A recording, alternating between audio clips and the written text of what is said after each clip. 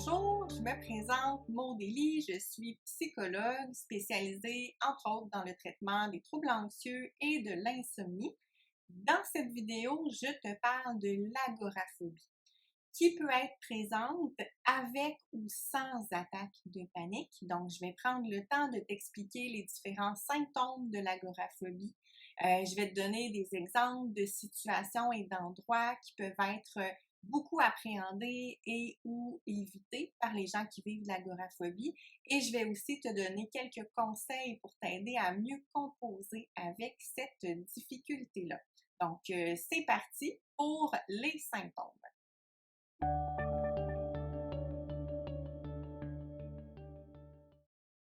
Alors, l'agoraphobie, qu'est-ce que c'est? C'est le fait de vivre une anxiété importante liée à certaines situations et endroits d'où il pourrait être vraiment difficile de s'échapper rapidement. Donc, ou encore où il pourrait être difficile de recevoir de l'aide en cas de besoin. Donc, par exemple, lors d'une attaque de panique. Donc, les situations et les endroits vont être soit affrontés par les gens avec une anxiété très, très marquée. Les gens vont affronter soit seuls, soit accompagnés. Le fait d'être accompagné va souvent rassurer les gens. Et ces situations-là peuvent être aussi évitées, ce qui peut avoir un impact assez important sur le fonctionnement de la personne qui vit avec cette difficulté-là. Donc, comme je le mentionnais plus tôt, cette catégorie d'anxiété peut être vécue avec ou sans crise de panique. Voici quelques exemples de situations et d'endroits qui peuvent être soit très appréhendés ou encore évités par les gens. Donc, le fait d'être seul, loin de son domicile peut amener beaucoup d'anxiété. Le fait de prendre des transports en commun, donc de se retrouver dans un autobus, dans le métro, bateau, l'avion, donc tout type de moyens de transport. Les gens peuvent aussi beaucoup appréhender de se retrouver dans des foules, dans une file d'attente très longue, où on peut se sentir un petit peu coincé, donc dans tout autre endroit bondé, très achalandé. Plus l'endroit est achalandé, plus l'anxiété risque d'être importante. Les endroits fermés, quels qu'ils soient, donc épicerie, pharmacie, magasins à grande surface, etc. Et les espaces ouverts même peuvent aussi amener de l'anxiété, par exemple le fait d'être dans un champ. Donc, c'est important de prendre conscience des situations qui nous amènent de l'anxiété pour tranquillement avancer dans l'exposition graduelle. Donc, je vais vous parler dans quelques instants des quelques conseils pour mieux composer avec cette anxiété-là.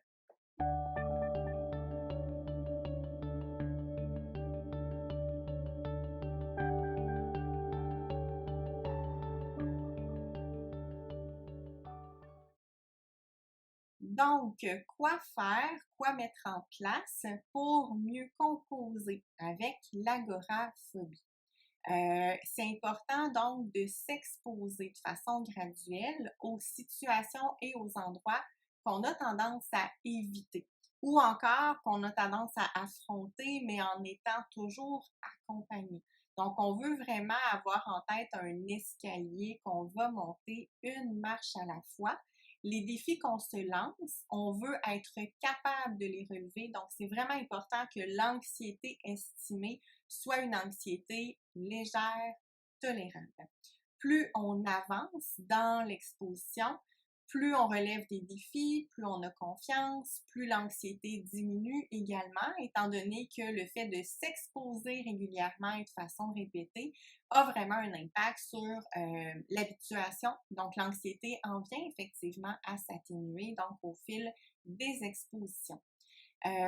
Super important les premières fois où on s'expose, d'essayer de penser à quelques facteurs qui pourraient rendre l'exposition plus facile.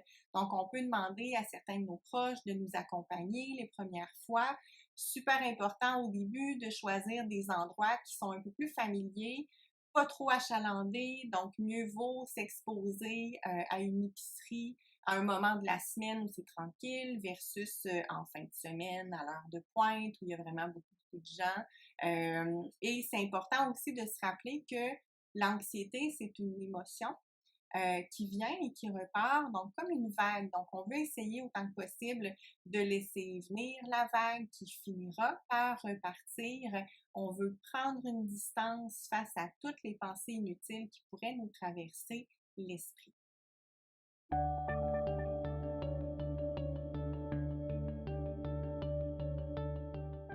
Tu peux aussi t'inscrire à mon programme en ligne Mieux vivre avec l'anxiété. Il comprend des vidéos explicatives, des méditations guidées et des exercices pratiques.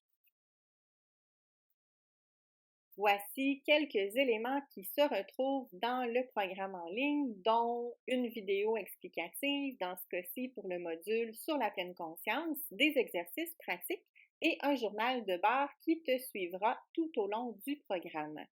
Vous avez ici un aperçu de la plateforme avec les différentes sections, dont notamment des méditations guidées.